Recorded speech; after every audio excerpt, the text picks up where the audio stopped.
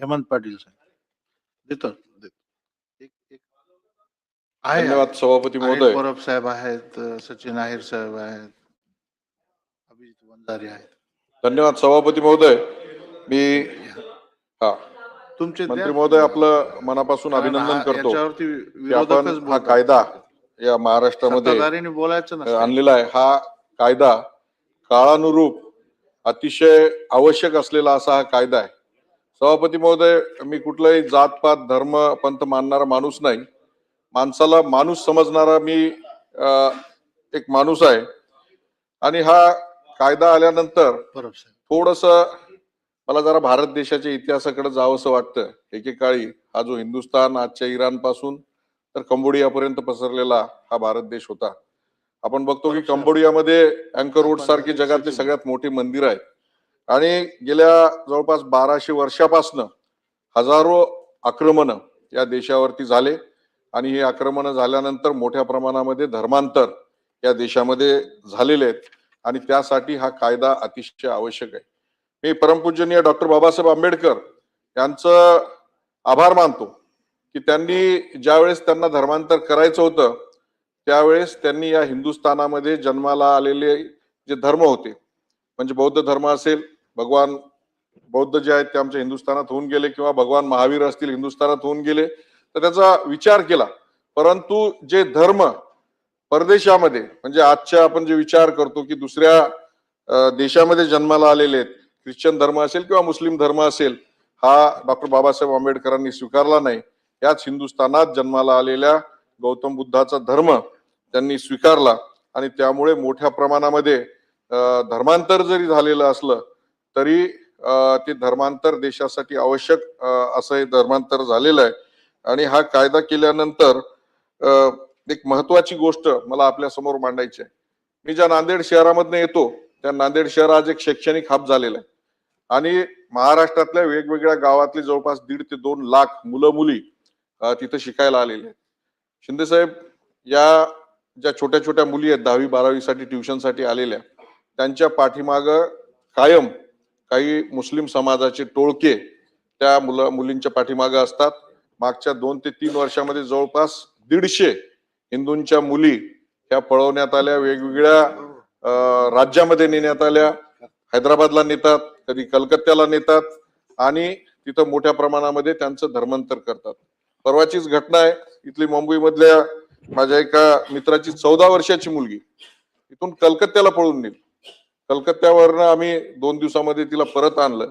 परंतु हे जाणीवपूर्वक ठरवून, पूर्वी मला वाटायचं की लव जिहाद हे केवळ बोलण्यासारखं बोलल्या जात आहे किंवा अपप्रचार केला जात, तसं नाही. हे ठरवून तुम्हाला सांगतो मोठ्या प्रमाणामध्ये लव जिहाद हा देशामध्ये केल्या जात आहे. मी पण छत्रपती शिवरायांचा विचारधारा मानणारा कार्यकर्ता, हिंदू हृदय सम्राट बाळासाहेब ठाकरे यांची विचारधारा मानणारा कार्यकर्ता आहे.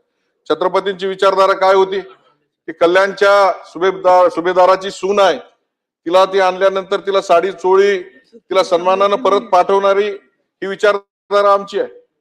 परंतु आजकाल औरंगजेबांची विचारधारा मानणारी मंडळी मोठ्या प्रमाणामध्ये देशामध्ये निर्माण झालेली आहे.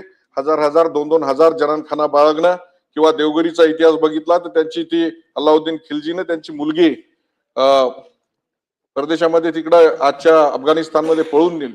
तर त्यांच्या विचारधारा करणारे, त्यांच्या चौकाचे नाव देणारे असे लोक मोठ्या प्रमाणामध्ये या देशामध्ये तयार होत आहेत. माझी आपल्याला विनंती आहे सभापती महोदय, आपण ख्रिश्चनांचा जरी इतिहास काढला, गोव्याचा इतिहास बघा, आपण मोठ्या प्रमाणामध्ये तिथं हिंदूंची मंदिरं पाडल्या गेले, मोठ्या प्रमाणामध्ये तिथं बाटवले आले. वसई विरार भागामध्ये गेलं तर पाव टाकला विहिरीमध्ये आणि आदिवासी बांधवांनी तिथल्या विहिरीचं पाणी केलं की त्यांचं ख्रिश्चनीकरण झालं. माझ्या किनवट आणि माऊर भागामध्ये मोठ्या प्रमाणामध्ये बंजार समाज आहे, त्याच्यामध्ये गोर बंजारा समाज मोठ्या प्रमाणामध्ये आहे. त्या समाजामध्ये तिथं छोटे छोटे हॉस्पिटल्स उघडलेले आहेत. त्यांना पहिले वैद्यकीय सुविधा देतात आणि नंतर पैशाचे आमिष देऊन मोठ्या प्रमाणामध्ये त्यांचं धर्मांतर करण्यात येते.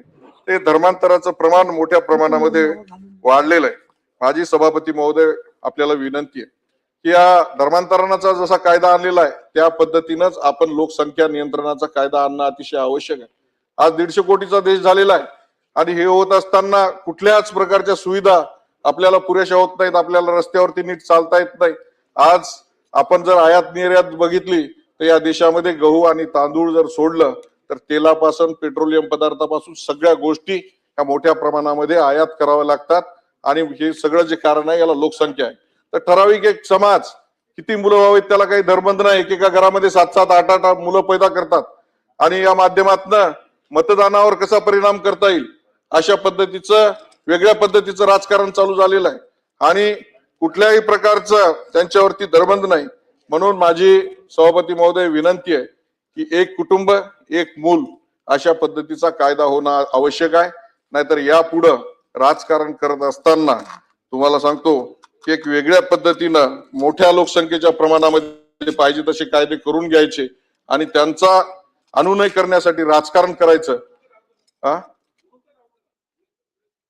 नाही, आपल्याला माहित आहे की जो चीन देश आहे आज महापॉवर आहे आणि भगवान गौतम बुद्धांचाच बौद्ध धर्म ते मानतात. ते महापॉवर कशामुळे झाले तर लोकसंख्या त्यांनी नियंत्रण मोठ्या प्रमाणावर केली आणि एक व्यक्ती एकच मूल तिथं कंपल्सरी केलं मागच्या 50 वर्षामध्ये. नाही, आपण करा, काय हरकत नाही.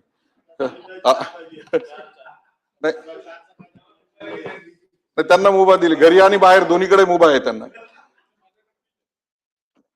दुसरी महत्वाची गोष्ट आपल्या देशामध्ये जे आतापर्यंत परब साहेब